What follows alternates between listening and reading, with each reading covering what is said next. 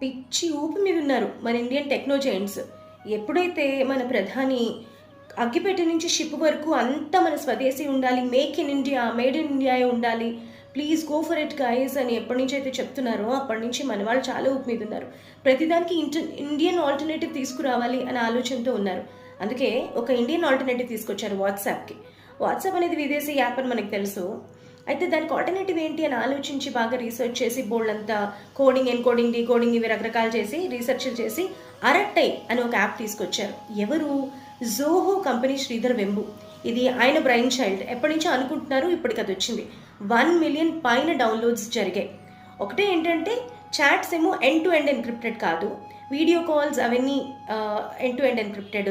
Meetings schedule చేసుకోవచ్చు, meetings record చేసుకోవచ్చు, బోల్డ్ అని ఫీచర్స్ ఉన్నాయి. డీటెయిల్స్ అని డిస్క్రిప్షన్లో ఇస్తాను చూడండి అండ్ చెప్పండి. వాట్సాప్కి ఆల్టర్నేటివ్గా అరట్టైని మీరు డౌన్లోడ్ చేసుకున్నారు ఆల్రెడీ?